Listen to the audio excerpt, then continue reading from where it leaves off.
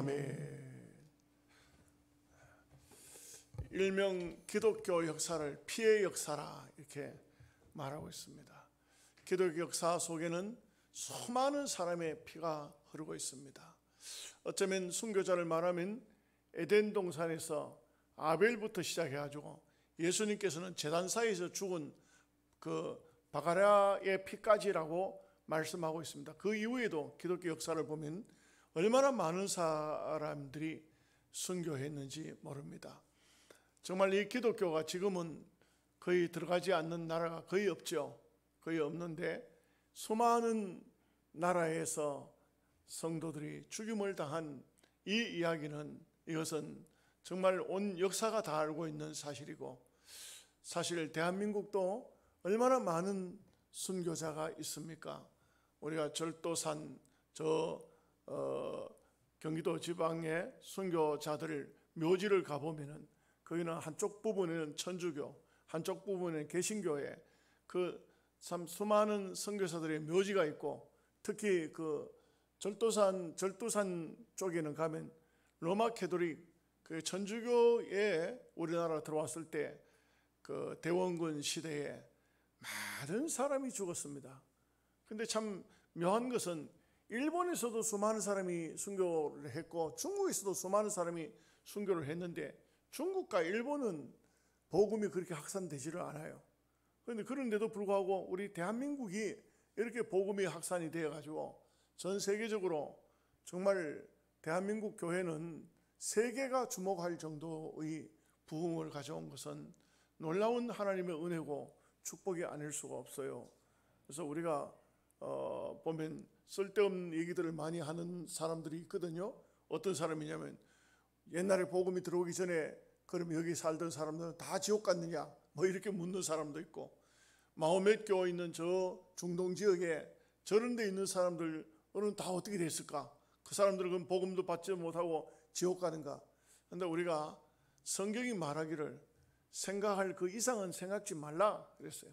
쓸데없는 것은 생각할 필요 없고, 어쨌든 한국 교회가 전 세계 교회 앞에 이렇게 작은 나라, 땅덩어리로 보면은 작은 나라입니다. 그 작은 나라 속에 속하지만 기독교인들을 숫자로 보면 인구 비율로 따져서 가장 많은 나라가 대한민국입니다.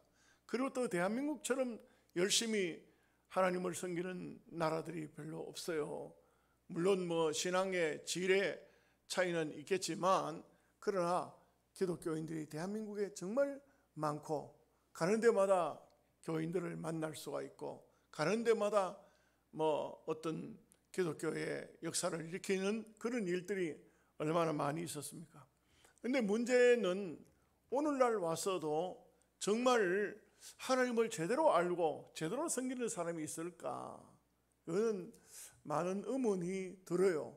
왜 그러냐면은 뭐 우리가 현실적으로 우리 교회 안에 있어서만 잘 모르지만 가장 중요한 게 보면 신학교부터 보면은 근본적으로 이게 뿌리가 신학교를 졸업하는 수많은 신학생들, 주의 종들이 되는데 그들부터 이게 문제가 상당히 좀 심각하다고 할 수 있습니다. 그러다 보니까 오늘날 현대 교회에 와주는 교회가 거의 세속화되어지는 그런 느낌이 들어져요. 그런 느낌이 들어져 가지고 보면은 참 걱정이 많이 되는 것이 그 부분에서, 우리 세대가 지나고 나면 과연 대한민국에도 옳은 교회가 정말 우리가 몸담고 있는 교회를 칼빈주의 교회라 하는데 개혁교회라고 합니다. 개혁은커녕 거의 다 후퇴되어지고 있고 타협되어지고 있고, 교회로서의 그런 본질은 희박해져 가고 있는 이런 모습을 많이 봐요.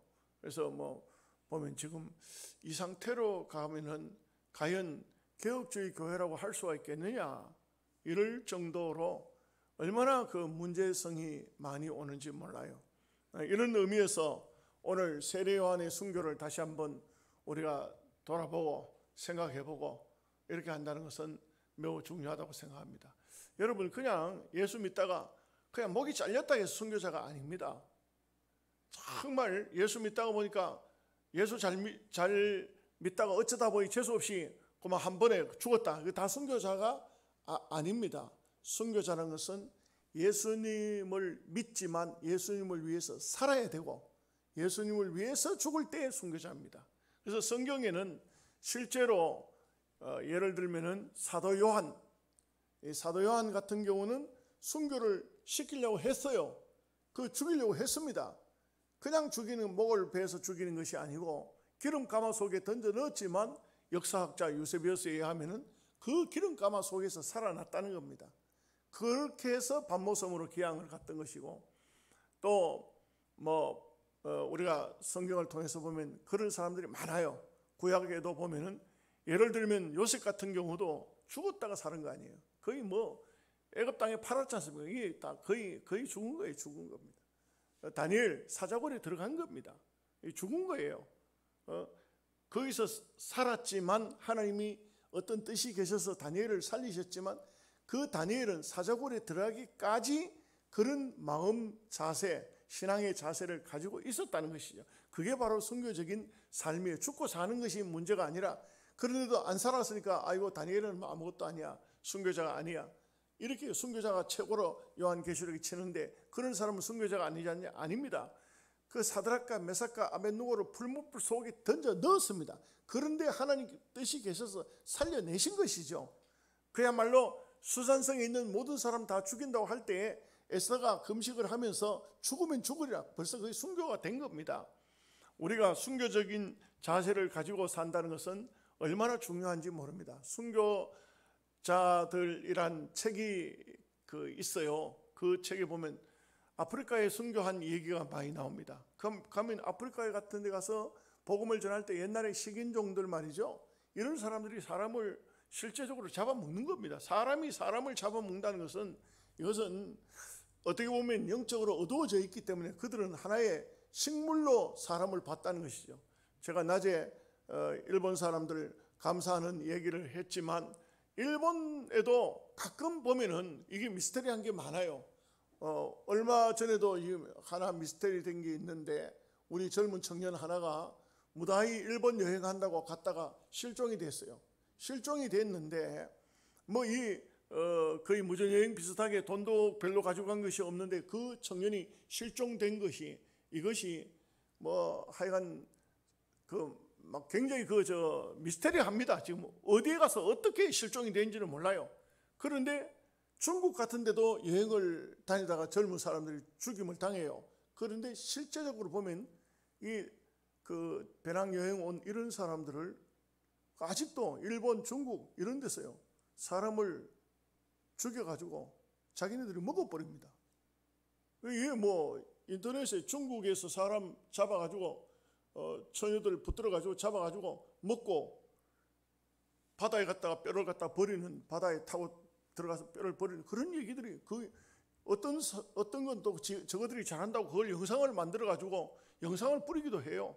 그렇기 때문에 이 세상 속에는 정말 아직도 사람들이 영적으로 빛을 받지 못한 이런 어두운 인생들이 참 많습니다. 그렇기 때문에 우리는 예수님의 복음의 빛을 받은 사람으로서 순교자적인 삶을 산다는 것은 얼마나 중요한가 하는 것을 알 수가 있습니다.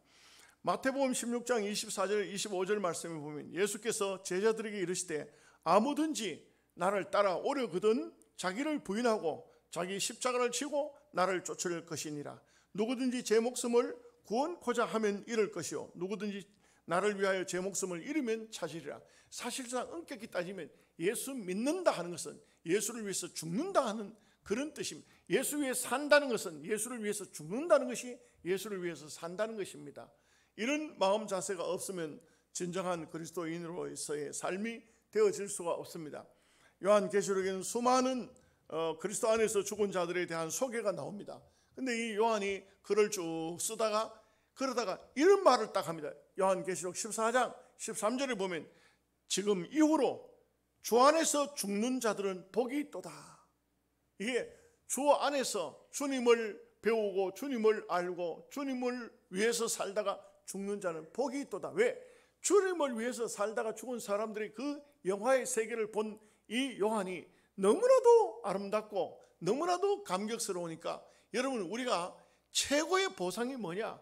최고의 보상이 바로 예수님을 위해 살다가 예수님을 위해서 죽는 것입니다. 우리가 이 땅 위에서는 전부 사는 방향이 그렇습니다. 오늘 우리가 깊이 생각해 보십시오. 얼마나 예수님을 위해서 삽니까? 예수님을 위해 사는 것이 얼마나 될까요? 저도 이제 나이도 먹을 만큼 먹었지만 정말 저도 어떤 때 그런 생각해 봐요. 내가 과연 무엇을 위해서 살고 있는가? 내가 하나님께서 내게 주신 이 생명을 무엇을 위해서 살고 있는가? 그런 생각을 해봅니다. 그 길거리 전도하고 있는 김종일 목사, 김 목사 보고, 김 목사는 나이가 저보다 적습니다. 후배고, 김 목사는 참 행복하다. 그래요. 아이고 형님 뭐 힘든 일도 많습니다. 안다. 전도하는데 왜 힘들지 않은 일이 있겠나? 전도하다 보면 얼마나 힘든 일도 많지. 그러나 힘내라, 용기를 내라. 정말 주 안에서 사는 삶은 복이 있다. 결코 헛되지 않다.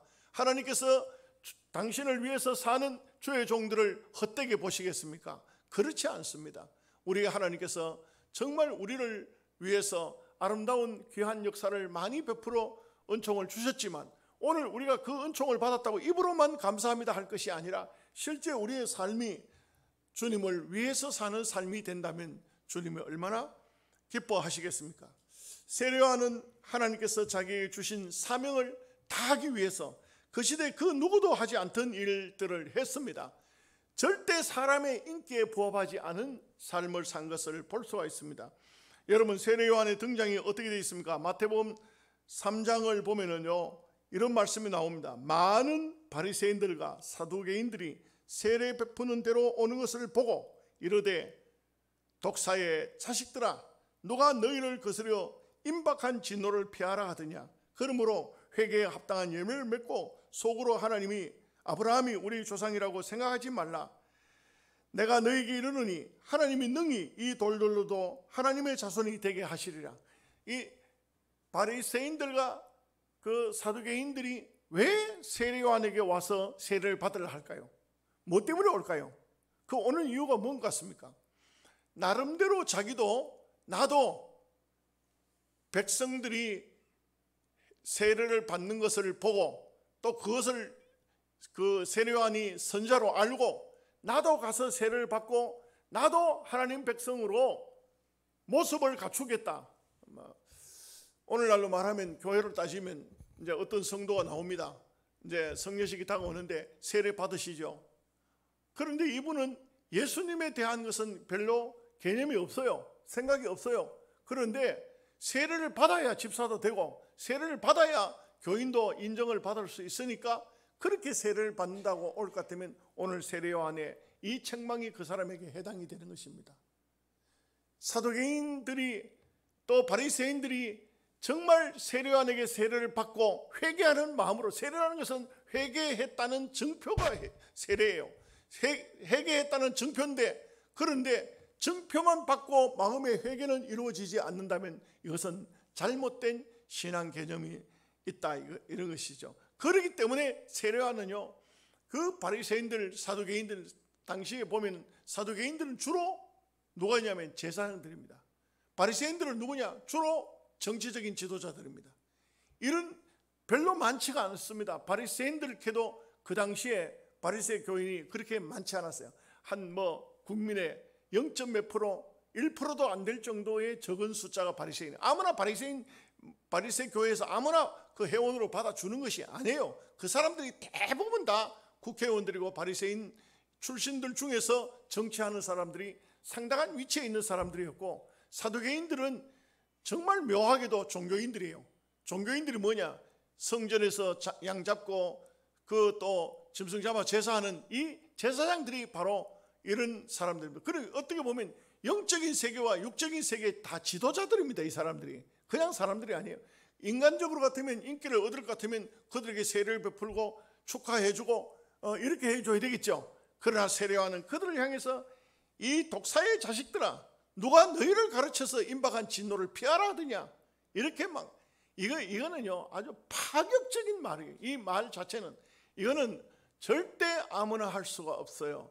그 세례요한이 얼마나 강직한 성격을 가졌는가 하는 것을 말해주고 있습니다.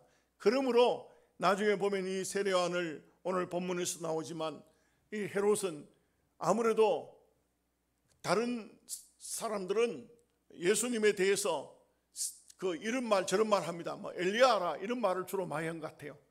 그런데 헤롯은 하는 말이 아니다. 내가 보니까 세례요한을 내가 목 잘라 죽였는데 그가 살아났다. 예수님을 보고 그렇게 이제 말을 한 것은 세례요한이 그만큼 강직한, 그야말로 우리말로 그런 말 하죠. 굵고 짧게.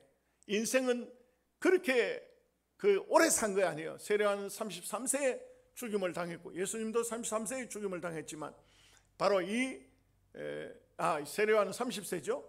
이러한 사람은 짧은 생애를 살았지만 정말 선이 또렷한 그런 순교자적인 삶을 살았다는 것을 알 수가 있습니다. 세례요한은 백성들을 향해서 회개를 외쳤습니다. 그리고 실제 회개에 합당한 열매를 맺지 않는 사람들은 여지없이 그냥 책망을 하고 그들을 향해서 고함을 질렀던 것을 볼 수가 있습니다. 오늘 이 본문의 말씀은 우리가 마가복음을 계속해서 이제 배워나가는 도중에 이 말씀이 나왔습니다. 그래서 일전도의 헌신 예배이지만 순교자적인 그런 마음을 가지고 이 말씀을 보면 좋겠다 싶었습니다. 첫째로 생각하는 것은 예수 이름으로 살다가 예수 이름으로 죽은 세례요한을 본받아야 됩니다. 오늘 우리가 이 땅 위에 사는 삶이 정말 어찌 보면은 인간적으로 육신적으로 예수 이름은 걸쳐놨는데 예수와 상관없는 사람들이 얼마나 많이 있는지 모릅니다. 참 시대가 종말을 가까울수록 성경이 뭐라고 했습니까? 예수님께서 뭐라고 말씀했습니까? 내가 예수님이 다시 오실 때를 이렇게 비유하고 있습니다. 어떤 주인이 먼 나라의 타국에 가는데 종들에게 모든 것을 맡기고 떠납니다. 근데 이 청지기가 어떤 짓을 하냐면 친구들과 술 친구들과 더불어 먹고 마시고 종들을 때리고 아주 흉악한 삶을 삽니다. 그런데 어느 날 주인이 와서 문을 두드립니다. 두드리는데 이 청지기가 잠들어 있어가지고 깨어 주인을 영접하지 못하는 그런 종들도 있고 어떤 종은 적시로 나가서 영접하는 종이 있습니다. 바로 이것은 무엇을 말해주고 있냐? 마지막 시대가 되면은 다 신앙적으로 잠들어 있는 그런 시대가 아닐까? 그래서 마태복음 25장에는 비유 중에서 10처녀의 비유를 합니다. 10처녀의 비유는 다 그리스도의 신부예요. 그리스도의 신부라는 것은 교회를 상징적으로 말하고 있어요. 그래서 요한계시록을 보면은 예수님은 신랑이고 우리는 그 신부라고 성경이 말씀하고 있어요. 그런데 중요한 건 뭐냐면 이 10명의 신부가 예수님이 오실 때는 다 졸다가 자다가 그래요. 이거 뭘 육신적으로 잠들었다는 얘기가 아니에요. 영적으로 보면은 신앙이 다 잠들어 있는 그런 상태가 되는 경우가 많다 이거죠. 그 실제 오늘 우리가 한국 교회만 봐도 초창기 기독교회의 모습하고 지금하고 다릅니다.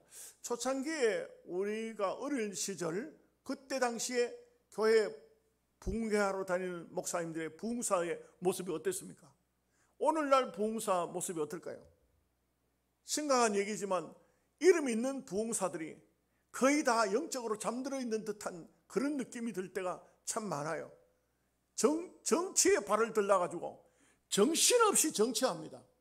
정치에 맛을 들여가지고 복음을 전하는 정말 부흥사로 부름을 받고 부흥사협회에 이름을 올리고 그렇게 할 것 같으면 정말 자기네들이 뭘 해야 하는지를 바로 알아야 되는데 이런 사람들이 총회 정치하는 곳에 다 들어와 있어요. 안 들어와 있는 사람이 없어요. 떠나지를 않아요. 그곳에서 재미를 붙여가지고 이게 바로 무엇을 말해주고 있냐면 영적으로 볼 때 시대가 종말이 가까울수록 다 졸며 다 자는 신앙이 잠들어 버리고 신앙이 졸고 있는 이런 상태를 예수님께서 말씀하신 것입니다. 그렇지만 이제 보라 신랑이로다 나와서 맞으라 하니까 5명의 신부는 기름이 안 떨어졌어요. 기름이 안 떨어졌다는 것은 아직도 그래도 성령이 그 심령 속에서 역사하고 있다 이게. 우리가 성령을 기름으로 상징해요. 우리의 심령 속에 기름이 있느냐? 우리의 심령 속에 불을 밝히면은 이 기름이 힘을 내서 불을 밝힐 수가 있느냐? 5명의 신부는 기름이 아예 없어요. 다 떨어져서 등만 가셨어요. 이건 무슨 말이냐? 엄격히 말하면 교회만 다니는 겁니다. 교회만 다니는 것이지 하나님의 말씀과 성령의 지시를 전혀 받지 않습니다. 그야말로 교회 다니는 것으로 만족하는 이런 것을 볼 수가 있습니다. 그렇기 때문에 바로 세례요한은 짧은 인생을 살아도 정말 진정한 자기에게 주신 사명이 무엇인지를 확실히 깨닫고 그렇게 살았습니다. 여러분, 이 헤롯이 어떤 사람인 줄로 생각하십니까? 여러분들 생각에 헤롯은 아주 악한 놈, 나쁜 놈, 이거는 세상 임금이니까 아주 사탄의 종? 아니었습니다. 이 교회 안에 신약 성경 속에 나오는 이 헤롯은 교회 안의 사람입니다. 여러분, 세상, 우리로 말하면 세상 밖 아닙니다. 이 이스라엘은 전체가 교회예요. 전체가 다 하나님의 나라입니다. 거기에서 헤롯이라는 것은 교회의 지도자입니다. 어쩌면 오늘날 목사일 수도 있고요, 어쩌면 오늘날 교회 안에 영향력이 있는 장로일 수 있습니다. 근데 이 사람의 마음이 어떨까요? 여러분, 마태복음 2장 7절 8절 말씀을 보면 이런 말씀이 나옵니다. 이에 헤롯이 가만히 박사들을 불러 별이 나타난 때를 자세히 묻고 베들레헴으로 보내며 이르되 가서 아기에 대하여 자세히 알아보고 찾거든 내게 고하여 나도 가서 그에게 경배하게 하라. 만약에 동방 박사들이 이 유대 나라를 하나님의 나라로 보지 않았을 것 같으면 처음부터 그 말을 안 믿었을 거예요. 근데 이 동방의 박사들은 다 믿었어요. 헤롯도 가서 아기 예수님께 경배할 것으로 믿었어요. 그런데 이 동방 박사들이 아기 예수님을 영접하고 절하고 그러고 난 다음에 잠을 하룻밤 자는데 꿈속의 현몽이 되기를 헤롯에게 가지 말라, 돌아가라, 이렇게 함으로써 헤롯에게 가지 않고 동방 박사들이 헤롯에 있던 궁전을 피해서 다른 곳으로 돌아서 자기들 나라로 갔다는 거예요. 그랬을 때 헤롯을 보면은요, 이 마음이 한번 보십시오. 이 사람은 하나님 나라에 있는 사람이지만 마음이 언제나 두 가지로 갈려져 있어요. 한편으로는 이 말을 할 때는 아주 노골적으로 아기 예수님을 죽여야 되겠다 이런 마음을 품었을까요? 잘은 모르지만 이게 왔다 갔다 하는 거예요. 예? 정치 때문에 예수님을 경배를 할 것인가, 예수님을 죽일 것인가, 이것은 그 헤롯의 마음에 자리 잡고 있는 어떤 어둠의 그림자 따라서 다니는 것입니다. 이거 오늘 우리가 로마서에 보면 바울도 그런 말을 하잖아요. 내가 내 속에 항상 눌리는 것이 있으니 어둠의 그림자가 있다 이거예요. 그래서 내가 선을 행하고자 하지만 이 악의 마음이, 육의 마음이 나를 육의 세계로 잡아가더라 이거죠. 그러면서 자기가 고백한 것이 로마서 7장에 보면은 오라 나는 곤고한 사람이로다. 인간적으로 따지면 정말 이 자기 마음을 자기가 알 수가 없는 거예요. 그냥. 도대체 바울같이 이렇게 부름을 받아 하나님의 일을 하는 사람도 마음속에 영과 육이 항상 서로 다투는데 이 육의 사람이 영의 사람을 붙잡아서 육의 사람으로 끌고 가는 일들이 많더라 이거죠. 성경에 나와 있는 말씀들은 정말 바울이 훌륭한 신학자, 훌륭한 선지자, 그야말로 주의 종인데 아름다운 사람인데 바울이 자기의 심경을 고백할 때는 정말 내 마음속에 육의 사람과 영의 사람이 싸우면 항상 육으로 끌려가더라고요. 너무나 괴로웠어요. 그 오호라 하는 것은 탄식이에요. 오호라 나는 괴로운 사람이라. 누가 나를 이 사망의 몸에서 건져낼 수가 있겠느냐. 이게 바로 바울의 고민이었어요. 그러나 바울은 분명한 어떤 자기의 신앙의 표본이 있죠. 오직 예수 그리스도 안에 있는 자에게는 결코 정죄함이 없느니라. 이것이 바로 바울이 가지고 있는 신앙이요, 사상이요, 생각이었습니다. 그렇기 때문에 바울은요, 자기가 육신적으로 때로 많이 넘어지고 영의 일보다 육신적으로 끌려갈 때가 많았지만, 그러나 분명한 것은 나는 어쩔 수 없지만, 내라는 존재는 안 되지만 성령의 사람 하나님께서 나에게 은혜를 주시면 예수 그리스도 안에서는 능히 이길 수가 있더라는 것입니다. 오늘 우리가 신앙생활을 하면서 헤롯의 두 가지 모습을 보고 있지 않습니까? 이 헤롯의 모습은 이렇게 예수님을, 아기 예수님께 경배하겠다고 말을 했는데 하나님은 알으셨죠. 저 사람이 지금 왜적하고 있는지. 어쩌면은 그런 사람들을 교회 안에서도 너무나 많이 보고 있습니다. 헌신합니다. 하나님 앞에 물질 드립니다. 11조도 합니다. 어떤 사람은 그 이상도 합니다. 그러나 그 마음속에는 아직도 영과 육이 갈등을 일으키면 육으로 따라가는 사람들이 많은 것이 바로 헤롯의 표본이라 이 거죠. 이런 모습을 볼 때 우리가 참 놀랍다고 하지 아니할 수 없습니다. 여기에 20절 말씀에 헤롯이 요한을 의롭고 거룩한 사람으로 알고 두려워하여 보호하며 또 그의 말을 들을 때 크게 번민하면서도 달게 들음이르라. 그러니까 참 오늘날도 똑같습니다. 제가 한 번은 노예 안에서 성령론에 대해서 강의를 하는데, 아니 그때는 어떤 일이 있었냐면 노예 안에 장로님 집사님들이 남전도회로 모여가지고 총회를 하기 전에 먼저 1시간 강의를 듣고 하자 이렇게 된 겁니다. 그렇게 됐는데 제가 설교를 시작하는데 그 어떤 분 한 분이 눈을 감고 고개를 숙이고 있더니 끄떡끄떡 졸더라고요. 그래서 저 양반은 어젯밤에 잠도 안 자고 뭘 하고 저렇게 총회 와서 저렇게 조나. 근데 설교를 이제 좀 하고 있는데 또 눈을 뜨고 나를 이렇게 쳐다보더니 또 고개를 숙여 졸아요. 졸더니 그 다음에는 갑자기 잘한다, 놀고 앉았네 이러는 거예요. 그냥 분위기가 깜짝 놀랐어요. 나도 깜짝 놀랐어요. 그러면서 하는 말이 계속 설교나 해라 이러는 거예요. 내가 너무 놀래가지고 기도도 안 하고 마쳐버렸어. 특강 하락해가지고 특강 강사로 왔는데 갑자기 그거 하니까 내가 거기서 무슨 설교를 더 하고 어떻게 하겠어요? 그냥 마치겠다고. 회장님 나와 사회 보라고 마치겠다고. 난 그래서 바로 사마라 가버렸어. 그렇게 과음을 치고 이렇게 하는데 어떻게 하겠어요? 그런데 시간이 지나서 그분이 내한테 와서 무슨 말을 하는지 아세요? 목사님 존경합니다. 목사님, 제가 우리 노예 안에서 목사님을 가장 존경합니다. 그래서 존경하는데도 이렇게 할 수도 있는 존경이 있을까? 참 놀랐습니다.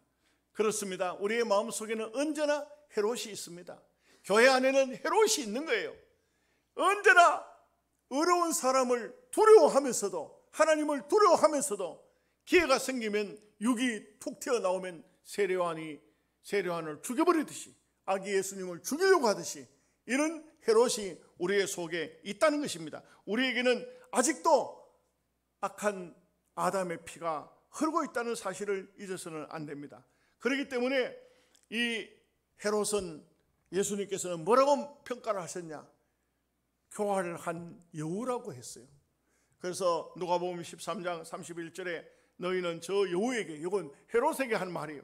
저 여우에게 이르되 오늘과 내일은 내가 귀신을 쫓아내며 병을 고치다가 제3일에는 완전하여 지리라. 헤롯이 얼마나 간사한 존재인지, 얼마나 영육이 아주 기가 막힌 사람인지. 이 사람은 원래가 근본이 유대인이에요. 이거요, 로마 사람 아니에요. 이 헤롯은 유대인이에요. 빌라도는 로마 사람이에요. 이게 다릅니다. 이 헤롯이 얼마나 간사한지, 그렇게 바로 어쩌면은 세례요한의 그 설교를 들으면서, 구중을 들으면서 두려움도 느꼈다가, 그러면서도 미워하기도 하고, 그러면서 자기 행실은 하나도 고치지 않습니다. 이러니까 이 사람이 어떤 짓을 합니까?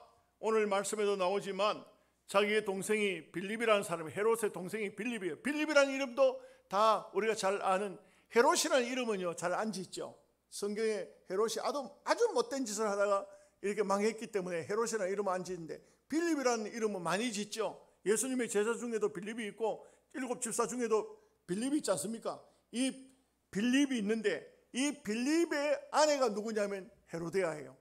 이 헤로디아를 빌립이 살아있는데도 불구하고 이 헤로디아에게 헤롯이 장가들었다. 이게 오늘 본문에 보면 세상에 이럴 수가 있습니까?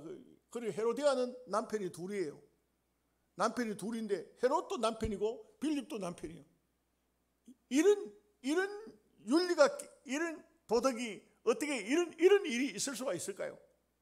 그런데 그 당시에 있는 모든 정치인들이나 모든 종교인, 어떤 선지자도, 어떤 주의 종도 헤롯을 보고 이렇게 하면 안 됩니다, 이런 법은 없습니다, 이렇게 하지를 못했다 이거예요.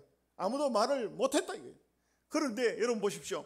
세례 요한이 바로 헤롯을 어느 장소에서 헤롯이 세례 요한을 불러가지고 세례 요한이 왕이시여 이렇게 하면 안 됩니다. 그런 것이 아니고 세례 요한이 헤롯을 찾아간 거예요. 찾아가가지고 당신의 동생의 아내를 취한 것은 옳지 않습니다 하고 그렇게 하는데, 문제는요, 보면은 이 문맥상 가만히 보면은 헤로디아라는 여자가 자기 남편 형 시숙한테 꼬리를 친 거예요.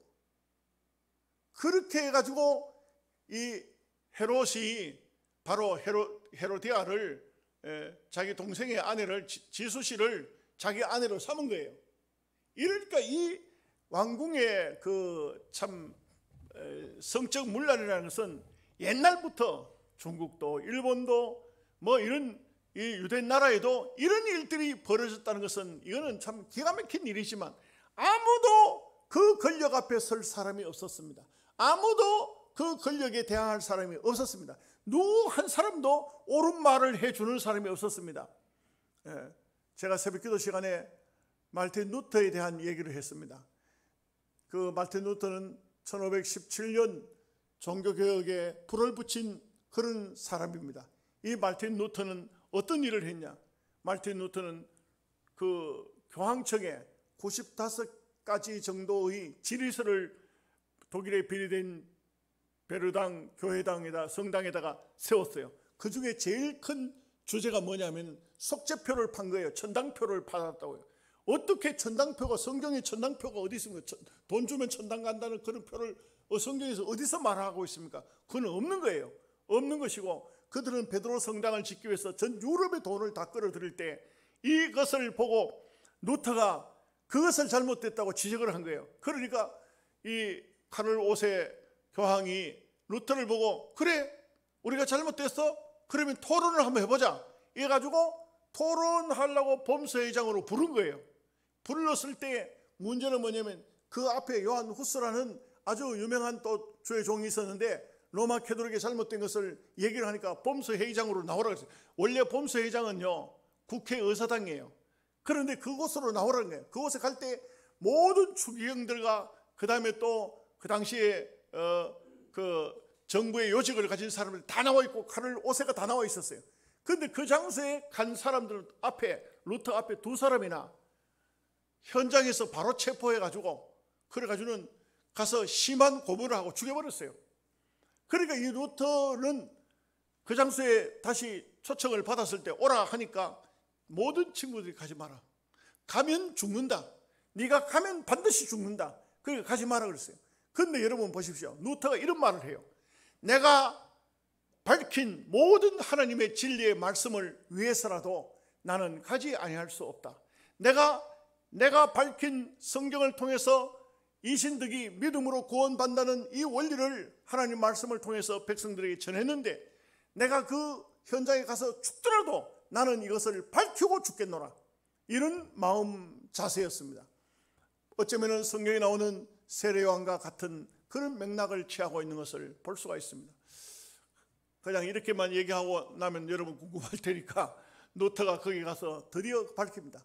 뭐 여러 가지 가정들의 이야기들이 많지만 다 생략하고, 나는 내가 쓴 글에 대해서 한 글자라도 하나님 말씀 앞에, 내 양심 앞에 부끄러움이 있다면 다 철회하겠습니다. 그러나 나는 단 한 줄도, 한 글자도 교황청을 향해서 내가 질의했고 잘못된 것을 구중했던 것을 철회할 생각이 없습니다. 카를 5세는 원래 루터가 안 올까 봐 굉장히 약속을 했거든요. 너의 생명을 절대적으로 보장하겠다 이렇게 했거든요. 그러니까 루터가 그 장소에 가서 그렇게 하고 그 다음에 그 재판정을 빠져나옵니다. 그 당시에는 그 재판정에는 2,000명이나 되는, 그 당시로 봐서 어마어마한 많은 사람이 모여있기 때문에 그 장소에서 루터를 당장에 어떻게 할 수가 없었어요.